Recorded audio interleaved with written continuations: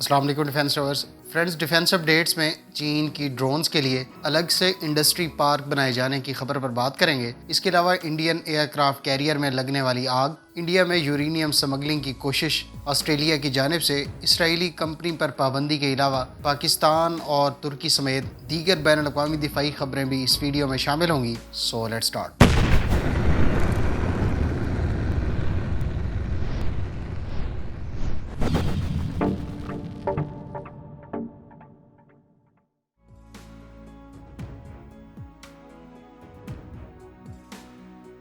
چین کی AVIC company کی subsidiary Chengdu aircraft industry group نے سیچوان صوبے میں انڈسٹریل پارک قائم کرنے کا معاہدہ طے کیا ہے۔ یہ انڈسٹریل پارک ڈرونز کے لیے مختص ہوگی۔ صوبائی حکومت کے مطابق یہ سینٹر دونوں ملٹری اور کمرشل یو اے ویز پر کام کرے گا۔ اس میں مزید کہا گیا ہے کہ یہ ایک world class industrial manufacturing cluster بنے گا۔ یہ انڈسٹری پارک یو اے ویز سے متعلق design, research, development, testing, assembly, manufacturing, commissioning اور سسٹینمنٹ کا کام کرے گی۔ صوبائی حکومت اور کمپنی مل کر اس انڈسٹریل پارک کی ڈیولپمنٹ کے لیے $1.5 ارب انویسٹمنٹ کریں گے۔ اس انڈسٹریل پارک کو فل آپریشن کرنے کے لیے 2023 کی ڈیڈ لائن مقرر کی گئی ہے اور فل پروڈکشن پر یہ انڈسٹری 100 کے قریب large U A Vs per year تیار کرے گی۔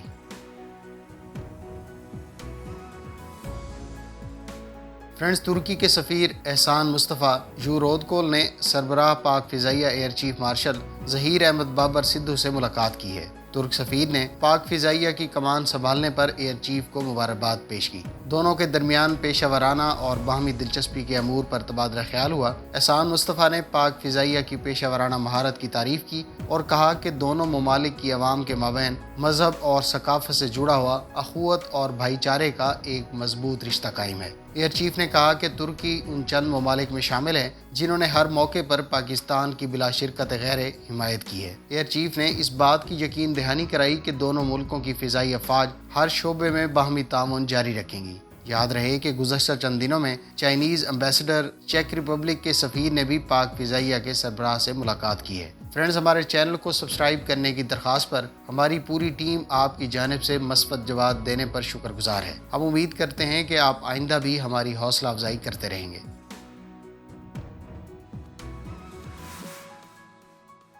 فرینڈز، اطلاعات کے مطابق انڈین نیوی کے aircraft carrier Vikramaditya میں آج آگ بھڑک اٹھی۔ گو کہ یہ ایک مائنر نوعیت کی آگ تھی جس پر قابو پا لیا گیا، تاہم انڈین نیوی کا کہنا ہے کہ اس کے نتیجے میں کوئی نقصان نہیں ہوا۔ اس ایئر کرافٹ کیریئر میں آگ لگنے کا یہ 2 سال کے اندر دوسرا واقعہ ہے۔ اس معاملے کی تحقیقات کے لیے آرڈرز جاری کر دیے گئے ہیں۔ 26 اپریل 2019 کو ہونے والے حادثے کے نتیجے میں ایک نیول آفیسر ہلاک اور 7 زخمی ہو گئے تھے۔ اس سے پہلے اس ایئر کرافٹ کیریئر کو 2016 میں بھی حادثہ پیش آ چکا ہے جب اس کی مینٹیننس کے دوران مہلک گیس کی لیکیج سے 2 افراد مارے گئے تھے۔ یاد رہے کہ یہ ایئر کرافٹ کیریئر کیو کلاس کیریئر کو موڈیفائیڈ کر کے روس سے انڈیا نے 2013 میں خریدی تھی۔ یہ ایئر کرافٹ کیریئر سوویت اور رشین نیوی میں ماضی میں سرو کر چکی ہے، تاہم اس کو 1996 میں ڈی کمیشن کر دیا گیا تھا کیونکہ اس کی آپریشنل کاسٹ بہت بڑھ گئی تھی۔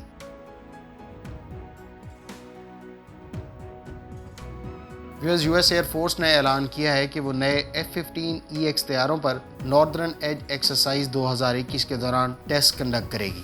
یہ ایکسرسائز 3 سے 14 مئی تک ہونی ہے۔ حکام کے مطابق اس ایئر کرافٹ کو ناردرن ایج مشقوں میں شریک کرنے کا مقصد اس کو فوری طور پر کمپلیکس انوائرمنٹ اور ڈیپ اینڈ ٹیسٹنگ میں جانچنا ہے تاکہ یہ دیکھا جا سکے کہ اس ایئر کرافٹ پر کیا صحیح کام کر رہا ہے اور کس چیز میں بہتری کی ضرورت ہے۔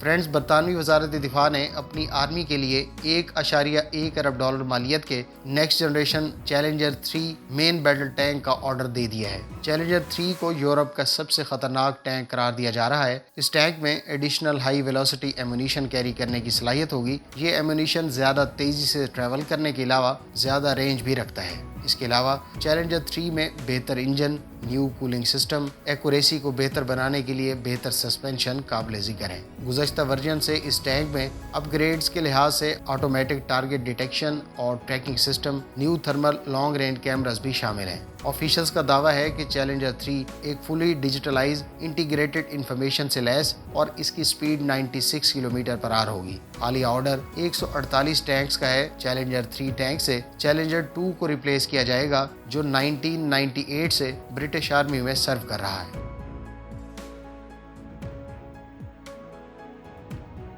व्यूअर्स, इंडिया में 2 अफराद को मुंबई में उस वक्त पकड़ लिया गया जब वो 21 करोड़ रुपए मालियत की नेचुरल यूरेनियम को बेचने की कोशिश में थे। याद रहे कि यूरेनियम एक हाईली रेडियो एक्टिव एलिमेंट है और इसको न्यूक्लियर एक्सप्लोसिव बनाने के लिए इस्तेमाल किया जाता है। लेकिन 2 रोज पहले इस खबर के मंजर आम पर आने से लेकर अभी तक इंटरनेशनल मीडिया या सो कॉल्ड अमन के अलमबरदारों की जानिब से कोई रिएक्शन देखने को नहीं मिला। यही मामला अगर ईरान या पाकिस्तान से मुतालिक होता तो अब तक सलामती कौंसिल का हंगामी इजलास और पता नहीं क्या कुछ हो चुका होता।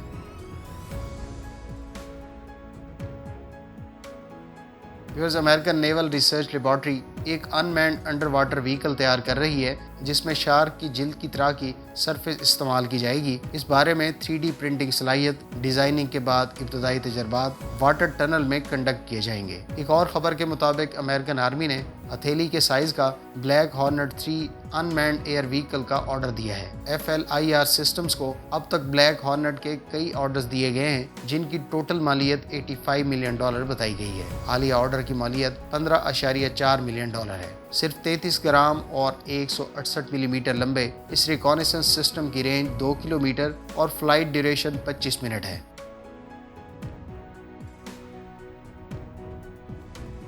फ्रेंड्स, ऑस्ट्रेलियाई वजारत दिफा ने इसराइली कंपनी एल्बिट सिस्टम से मजीद वेपन्स और सिस्टम खरीदने पर आर्जी तौर पर पाबंदी आयद कर दी है। ऑस्ट्रेलिया की जानिब से इस कंपनी से हासिल करदा बैटल मैनेजमेंट सिस्टम से ऑस्ट्रेलियन मिलिट्री हार्डवेयर और सिस्टम से हसास डाटा चुराए जाने की इतलात पर ऐसा किया गया है। ऑस्ट्रेलियन आर्मी ने अपने IT सिस्टम को क्वारंटाइन कर दिया है। दूसरी तरफ एल्बिट सिस्टम्स ने इस इल्ज़ाम को बेबुनियाद करार देते हुए इसको अफवाहों से तशबीह दी है।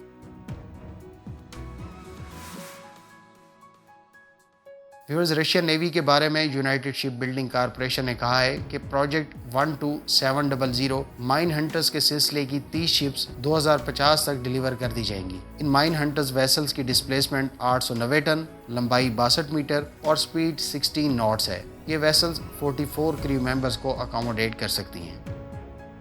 फ्रेंड्स, ये थी आज की डिफेंस अपडेट्स। उम्मीद है इस वीडियो से आपकी मालूमात में इजाफा होगा। मिलते हैं नेक्स्ट वीडियो के साथ। अपनी दुआ में याद रखिएगा। अल्लाह हाफिज़। पाकिस्तान जिंदाबाद।